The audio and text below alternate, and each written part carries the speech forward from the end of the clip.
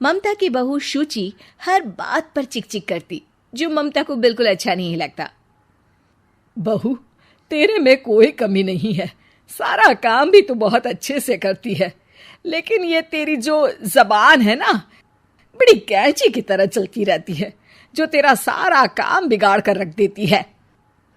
वाह जी वाह, मतलब आप लोगों को बेजुबान बहू चाहिए थी, जो न बोले न बात करे, और आप लोग बस जुल्म ढाते रहे। तभी वहां क्षितिज आ जाता है। अरे, ऐसा क्या जुल्म हो रहा है तुम्हारे ऊपर?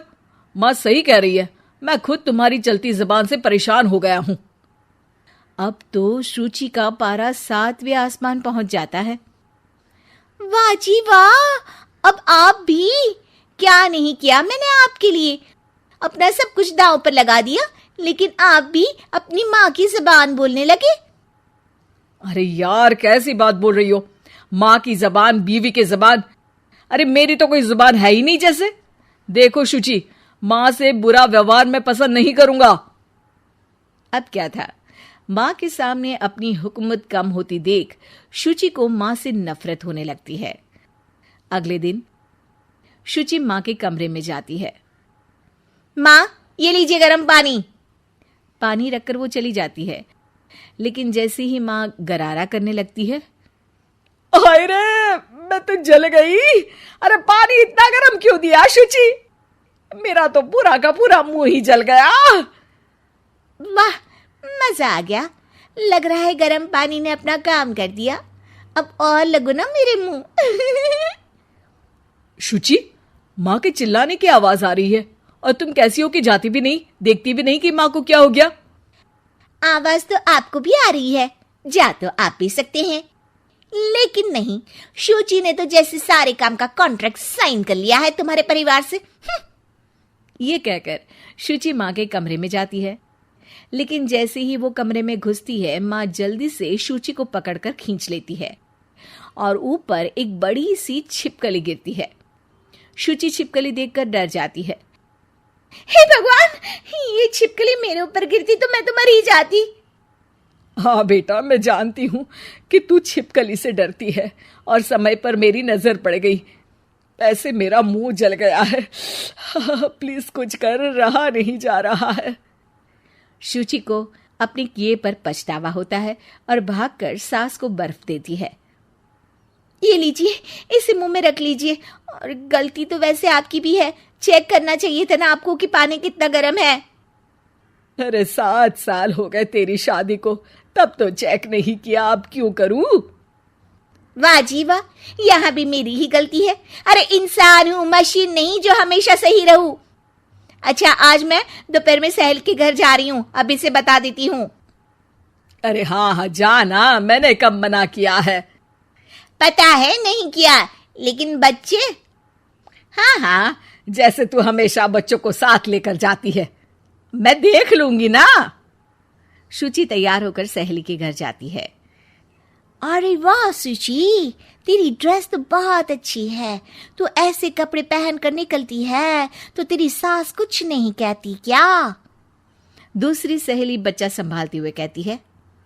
अरे शुचि, सही है, तू एंजॉय भी कर लेती है लाइफ को, और बच्चा सास देख लेती है, तेरे तो मजे हैं भाई, मजे। अरे मजे कैसे, जब वो बोलती है ना तो बड़ा ही कड़वा बोलती है। रहने दे, अच्छा चल मैं जा रही हूँ, डिनर भी तो बनाना है ना। शुचि ये बोलकर वहां से चली जाती है। घर आकर देखती है कि माँ बच्चों के साथ खेल रही है। आ गई बेटा? आना ही था ना, खाना कौन बनाएगा? फिर रात होते ही सब चिल्लाने लगेंगे, खाना खाना, और फिर सबको मौका मिल जाएगा ना मुझे कहने का कि मैं सही हूं ही नहीं, खाना भी नहीं बनाती हूँ, और आप आप तो सबसे पहले बोलेंगी। अब सास को गुस्सा आ जाता है।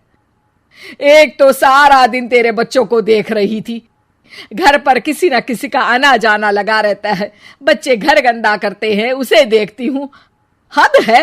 अब क्या खाने की जिम्मेदारी भी मैं ही ले लूं तो करेगी तू क्या? शुचि को ये सुनकर कुछ ज्यादा ही गुस्सा आ जाता है। बस माँ जी बस, अरे ये तो गुलामों वाली जिंदगी हो गई, कोई फ्रीडम रहा ही नहीं। ऐसा लगता है कि बंद कर रह गई हूँ, घर तो किसी कैद खाने सा हो गया है। मन ही नहीं करता यहाँ रहने का। अब मैं और आप एक घर में रह ही नहीं सकते बस। अरे तो क्या मैंने बांध कर रखा है तुझे?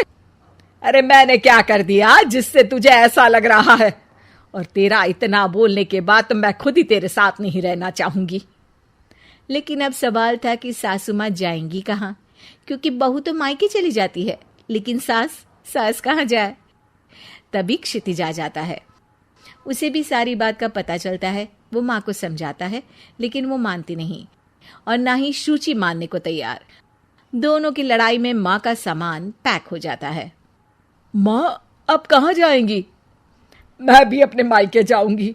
माना मेरे माता पिता नहीं रहे, लेकिन भाई भाभी से भी तो मायका होता है ना। और सास निकल जाती है मायके। बस फिर क्या था, शुचि सुबह सुबह गर्म पानी लेकर माँ के कमरे में जाती है, लेकिन वहां माँ नहीं होती।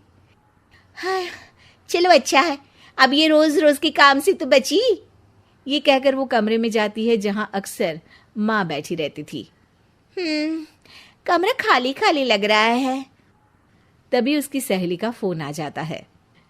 अरे सुची, बहुत अच्छी सेल लगी है। कौड़ियों के दाम में ब्रांडेड कपड़े, जूते और बैग मिल रहे हैं। चलो ना चलते हैं। वाह रे वाह, ठीक है मैं आती हूँ। अब तो कोई टेंशन है ही नहीं, सासू माँ भी नहीं है, अब तो मजे से घूमूंगी। अरे मजे से तो तू पहले भी घूमती थी, लेकिन सास नहीं है तो बच्चे कौन देखेगा? और तुझे तो पता है ना, मॉल्स में बच्चों की एंट्री बैन है कोरोना के कारण। अरे तो फिर कैसे आऊंगी मैं? सेल तो बस आज के लिए है, कल खत्म। शुचि को बड़ा रोना सा आता है। फिर वो जब दिन में खाना खाने बैठती है, वो भी अकेले अकेले तो कोई खाना भी नहीं खाया जाता। मैं नहीं खा रही माँ के बिना। शाम को क्षिति जाता है तो शुचि जोर जोर से रोने लगती है। अब क्यों रो रही हो? क्या हुआ? माँ को घर से निकालकर शांति अभी भी नहीं मिली तुम्हें? नहीं, मैं माँ के बिना नहीं रह सकती।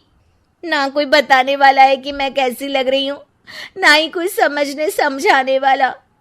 मैं माँ के बिना नहीं रह सकती। चलो माँ को ले आते हैं।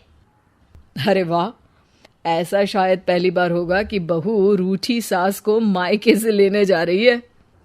दोनों सास को लेकर घर आते हैं और अगले दिन से